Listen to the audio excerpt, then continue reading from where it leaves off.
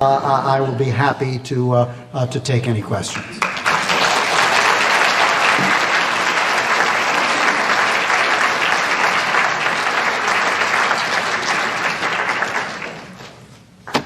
Do we have a, yes, do we have microphones for the questioners? Okay, yell it out. Oh, we do? I can shout really loud. That would be nice. Yes. In the effort to get out the vote, do you not do a disservice when you say truthfully that it is an uphill battle for our district with the House of Representatives to put it here? Does it not do somewhat a disservice, though, and possibly diminish voter enthusiasm? Because the fact is that it is an uphill battle. We're in the Cook thing where differential is 6 points, but it is certainly something that is within the realm of possibility if we do engage the electorate. So just put that back on you in terms of a little inconsistency, perhaps, or how. Did everybody hear the question? No. Good, then I can say whatever I want. I like it that way. This was a kind of vicious question directed at me for somehow dampening enthusiasm for voters by telling the truth. My job here is to tell you about elections. That's my job. On the ballot this year in New York will be a gubernatorial race. There will be a race for many other elected officials. I'm going to turn out. I'm going to tell, as I just did, everyone here to turn out, that I believe that Tom Reed is going to be re-elected. Is just in the nature of handicapping. I also believe that Kirsten Gillibrand is going to be re-elected. And if there were Republicans here, I would say don't waste your money in supporting her opponent, because she's going to win in a walk. We can't be afraid of the truth. If we're afraid of the truth and we're so instrumental that we won't turn out to vote because some short, bald professor with a mustache said that the outcome was very likely to be the election of the incumbent, then democracy's in real trouble, a lot worse trouble, even than I think it is. Yes? I'll stand, maybe people can hear the question. You mentioned polls, and you mentioned Nate Silver, and I put a lot of reliance on him when I was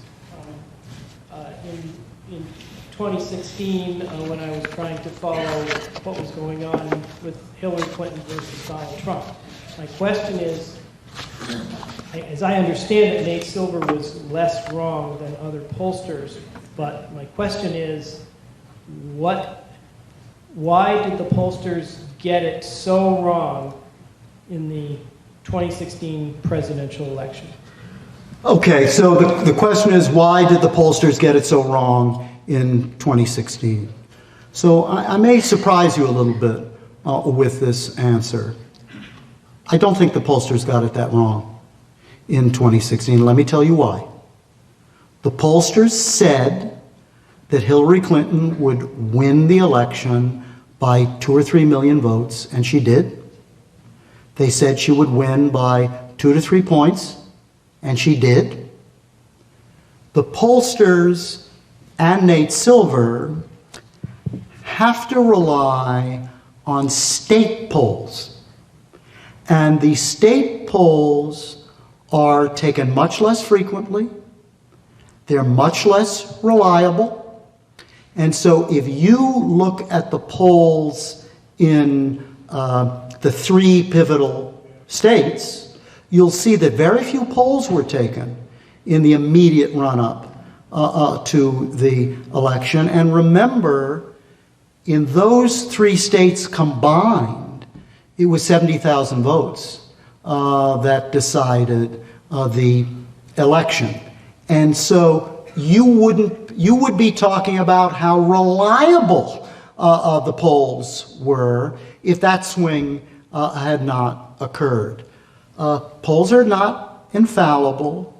And let me just take this opportunity to say a couple of things about the challenge to pollsters. More and more people don't respond to pollsters. So they have to spend a lot more money, and they don't necessarily get a representative sample when they keep having to dig. Number 2, many of you people, unlike me, I still have a landline. And I'm sticking to it.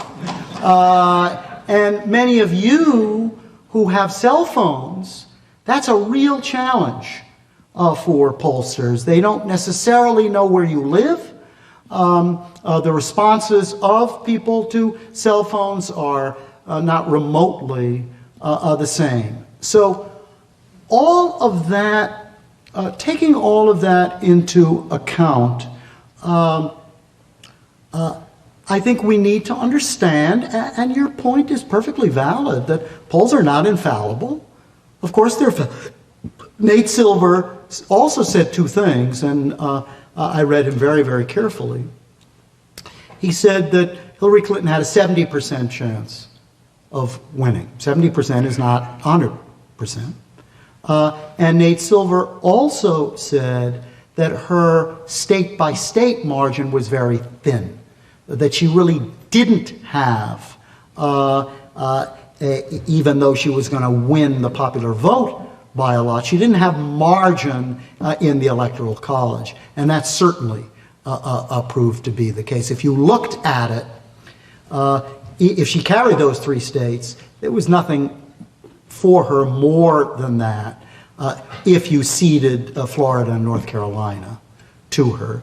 And then the last thing that I will say here is that where I think the pollsters are somewhat at fault, this may be a little bit of an inside baseball comment, where I think the pollsters are somewhat at fault is that they didn't fully account for the drop-off in the Democratic vote from African American voters, and they tended to compare it a little too much to the 2 Obama presidential elections, where you would have to assume the turnout was going to be significantly greater. And that drop-off was quite significant. It probably decided the 3 contested states. It may have decided North Carolina and Florida as well. So there are issues. This is extremely difficult to do. It's not physics. There's no question about it. Are polls useful? Yes, they're useful as a snapshot. The difficulty for state-by-state polls is sometimes they're a snapshot that was taken a month earlier. So sorry to go on and on about that, but that at least is my view. We have a microphone. Okay. Yes. Where? Down here. Okay.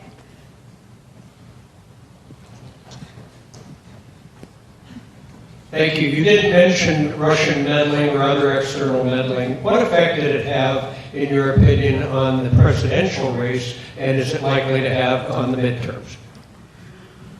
Well, you can't tell. Voters don't come into the polls and say, I was going to vote for Hillary Clinton, but I was on social media and I learned that she was in a pizza parlor and she had a child pornography ring, so I, for some reason, decided that that wouldn't be a good president for us to have. People don't say that.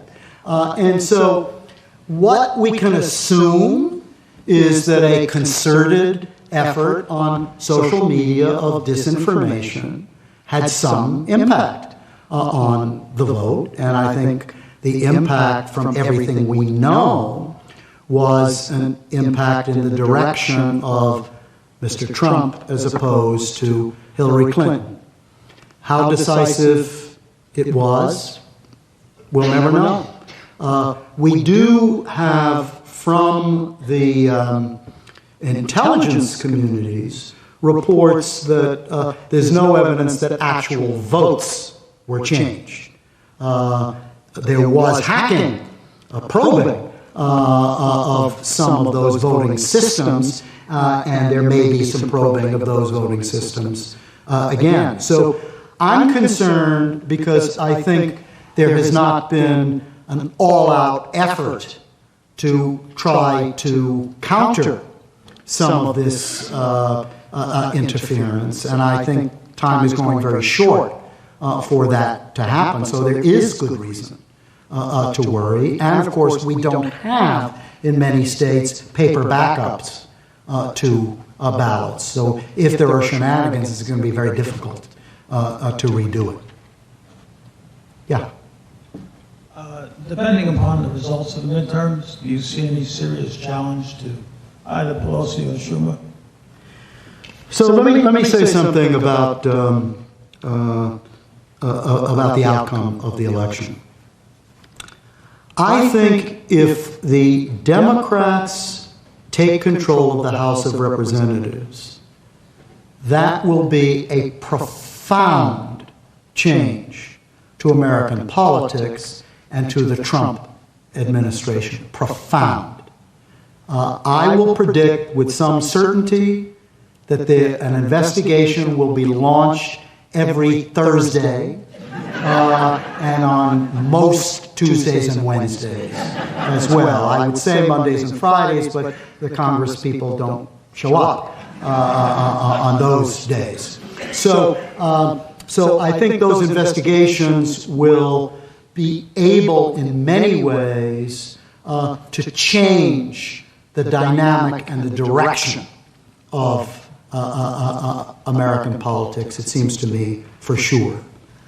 I will say that if the Democrats take the House, I think there's a real chance, Jack, that Nancy Pelosi will announce that she's not going to run as Speaker.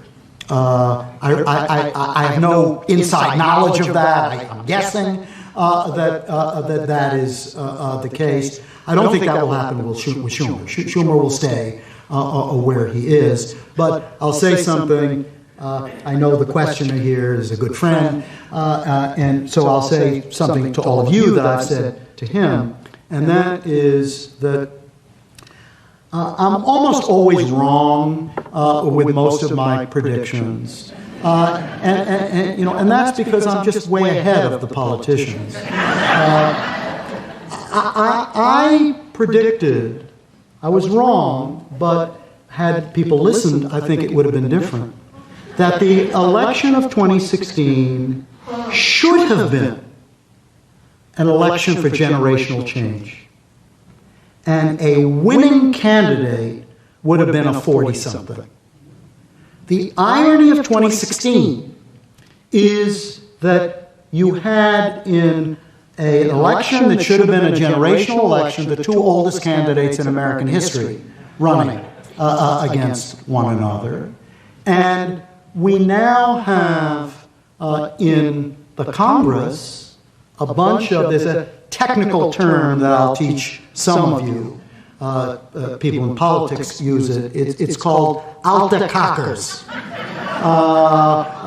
We have a lot of old people in Congress, and they are a terrible face for their parties. As I get older, I'm more sympathetic to alte kakkers, and I think there's a lot to be said for alte kakkers, but I think that having a party that has young, vigorous, fresh, less worn politicians is in the interests of that political party. And the Democrats had Harry Reid and Chuck Schumer. I wouldn't say the most photogenic people in the history of American politics, nor the most articulate, and Nancy Pelosi. And people need, and Dianne Feinstein is 106, and she insists on running for re-election.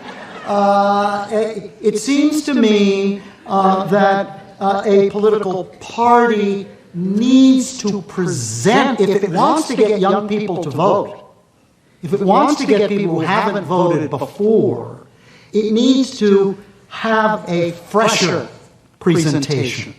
A fresher presentation. And let me say here as well that one of the things that was demonstrated by Donald Trump and Barack Obama that is a fact that you need to take account of, even though in its own way it's disturbing, is that the electorate couldn't care less about the experience, political experience of the person they're voting for president. Barack Obama was in the United States Senate for 2 years, been a state senator. Donald Trump was a real estate mogul. And that didn't matter. In fact, it was a plus among many voters who seemed to think that expertise isn't valuable in politics, that politics is not a profession in some way that rewards expertise. I think that's wrong, but I think it's a fact of political life that has to be understood. So, at least in my view, that's what I think. There'll be some pressure for that to happen. Other questions that any of you have? Yes. Do you think that the Marjorie Stoneman Douglas high school kids and their allies will have a significant effect on youth turnout? Okay, everybody hear the question? Yes? Okay, no. We've heard this song before. Young people are, I see it in my own teaching, I see it with my students. Young people are very cynical about politics. There's some reason for their cynicism, but they're also lazy and uninformed, and they have shown no evidence thus far of sustaining engagement with politics. And at the moment, I don't see any evidence that will change. If it changes, you'll come, I'll pay your way back to Ithaca, those of you who are far away, and we'll talk about it, because if that happens, that will be a sea change in American politics, and significant in some way. I wouldn't bet the ranch on it, however. I wouldn't. I have a question. I heard the other day in the news that the president enjoys an 80% approval rating from Republicans, the highest of any even Republican in recent history still, even though the stumbles in Helsinki, the salacious things that happened with Cohen and all these types of things, that number doesn't change. What is happening in the Republican Party? And maybe you said something, the siloing. Have all the moderates just fallen away, that the only people left are his supporters, and that's what it represents? It's a very important question. Not that the other questions that have been asked haven't been equally wonderful. The Republican Party, adherents to the Republican Party are smaller in number. They're smaller and getting smaller. Self-styled independents are growing in number. Many of them are Republicans. And so when we see a swing from support for Republicans to support for Democrats or less enthusiasm for Trump, what we're seeing is some of those are Republicans who essentially have fallen off, that the base has shrunk, but as it has shrunk, it's gotten firmer and more ideological, at least it seems to me. And you have to add to that something that is, in my judgment, a disturbing development, and that is a kind of cult of personality around President Trump. And it's fed by something I've talked about throughout this talk, and that is most Americans are not well informed about the issues. So a cult of personality is easier.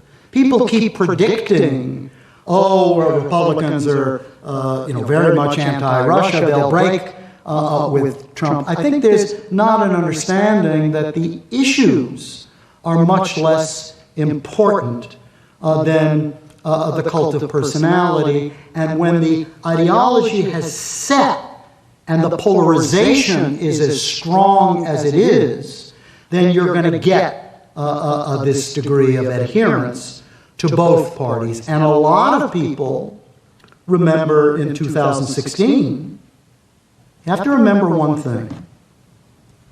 2016 was the first election in American history, since polls were taken, where both candidates had an approval rate of less than 50%. Now, that's never happened before. What does it tell us?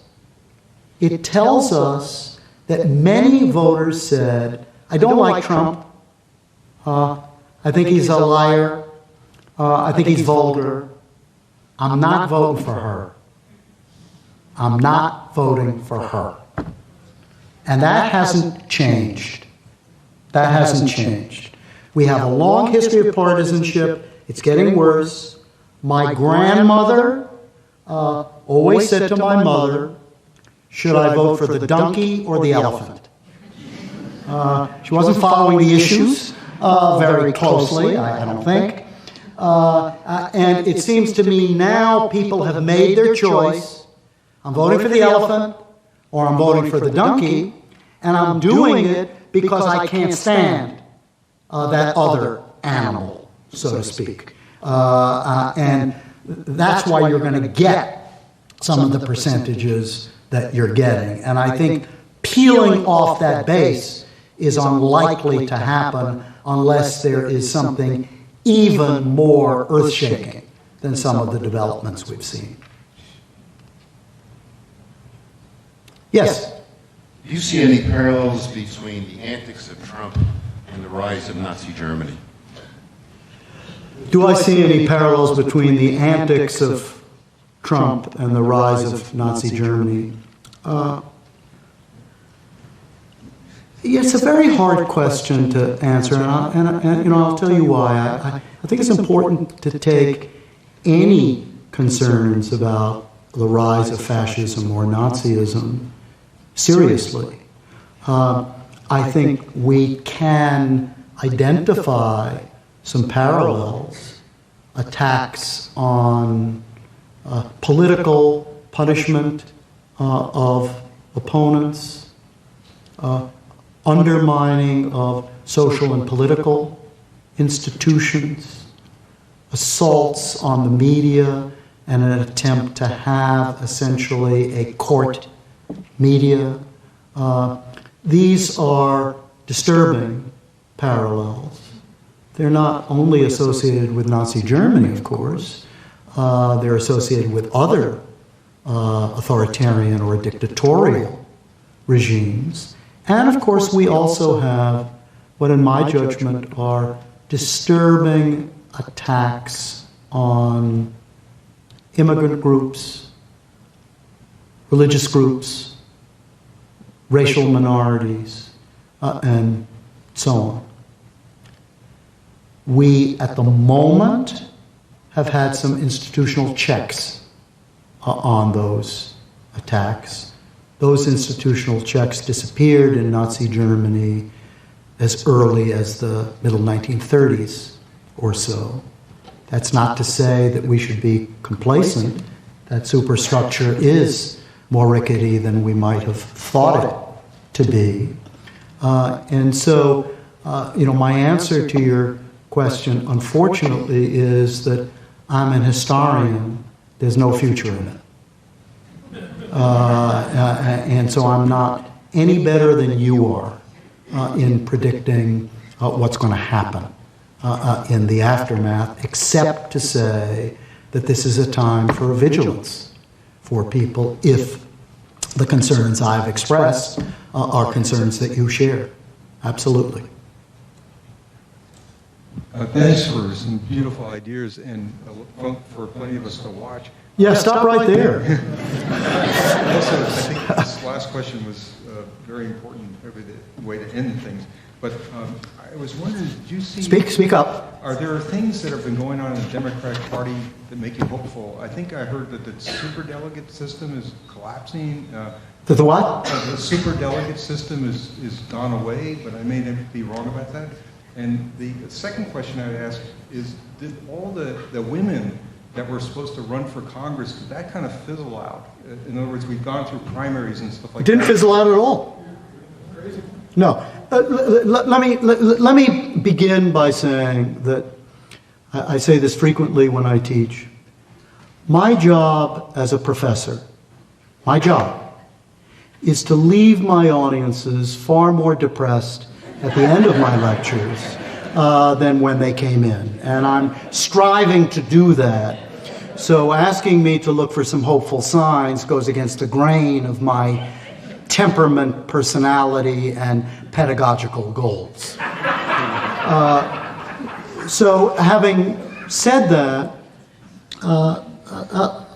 let me talk about hopeful signs if you're looking for hopeful signs. And I should say to you that I'm in favor of superdelegates. I think we need more superdelegates. I think smoke-filled rooms have been much maligned over many years because those bosses wanted to win and were reaching for the political center. And we need to find more ways to put the political center back into the structures through which we nominate people. So I will just give you a couple of both ideas and maybe hopeful signs. I think states now are thinking about gerrymandering in somewhat different ways. The Supreme Court doesn't want to hear cases about it, but that doesn't mean that states can't act on it with either independent commissions or others. They're controversial, but I think this should be taken out of the hands of politicians and given, for example, to computer scientists. I think they do a better job of it than elected officials will do. I'll also give you, Charles very graciously referred to many of my blogs and op-eds and so on. My op-eds are always ignored, but that doesn't mean that I shouldn't keep trying. So one of the ideas that I've presented, which I'll present to you, is that if you have a system of primaries, the delegates, this is true at state level, it should be true at the national level, the number of delegates awarded to the winner should be proportionate to the turnout.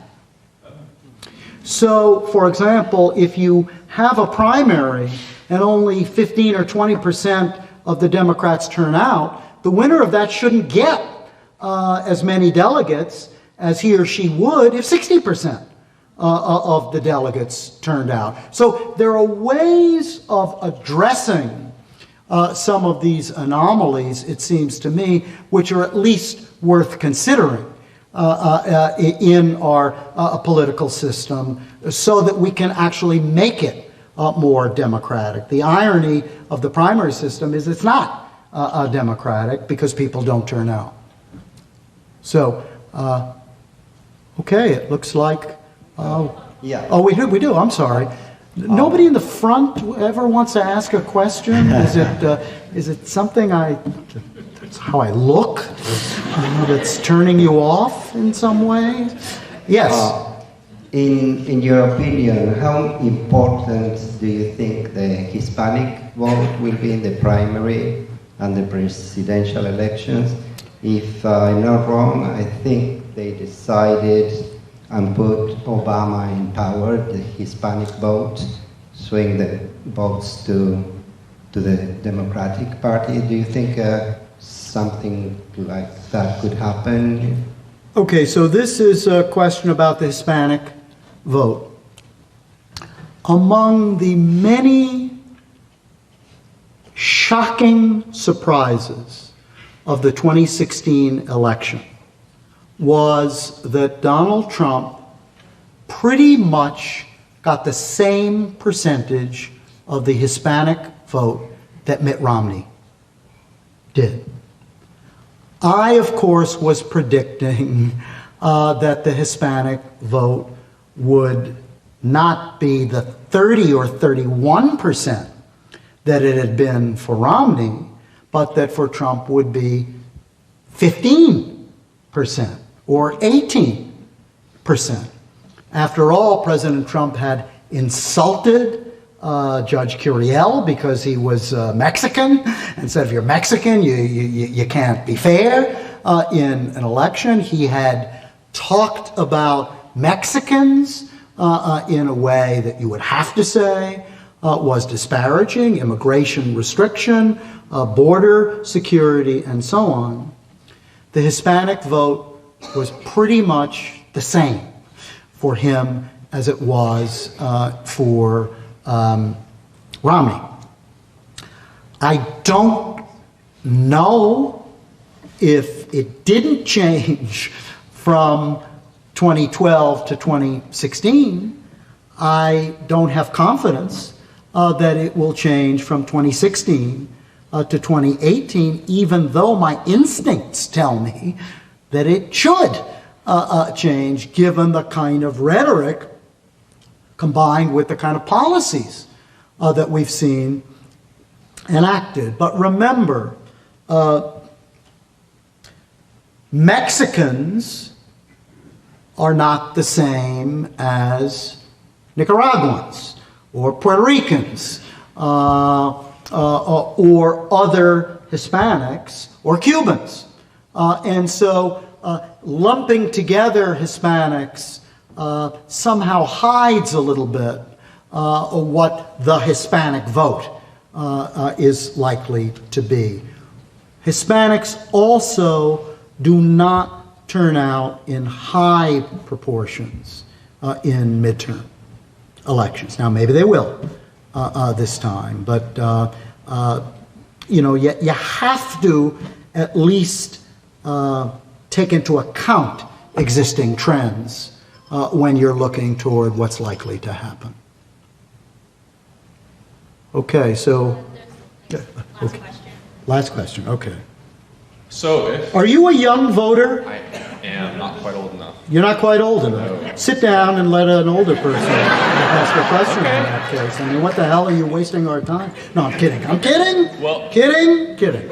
So, just kind of address like how partisan everything is. What if, say, like a billionaire wanted to throw forward $1 billion and start a new party? How do you think that would affect kind of the landscape? It happened. Ross Perot. If somebody did it now, though, because he tried and kind of failed at it. He didn't fail. He got 19% of the vote. He ran for president, though, like at the state level. Like at the state level, like in every state, they came up with a third party.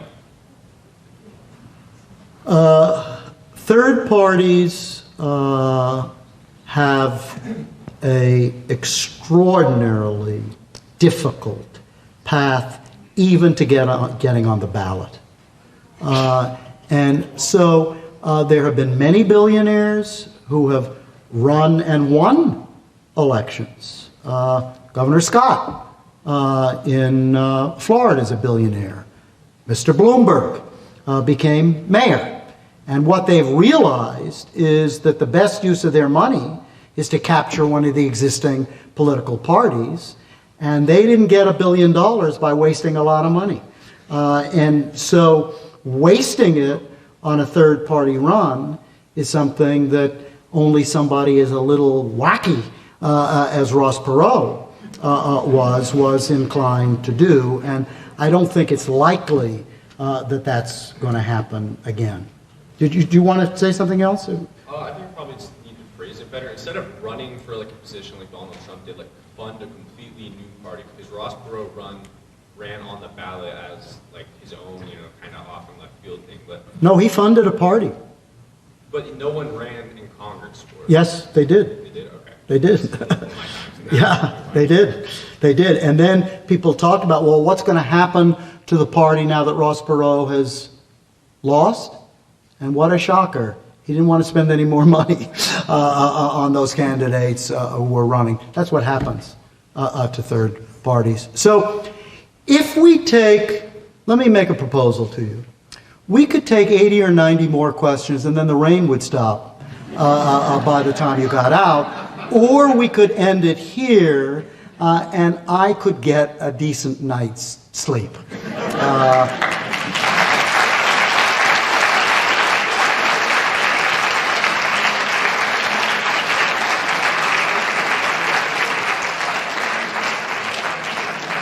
Thank you all. This was fun.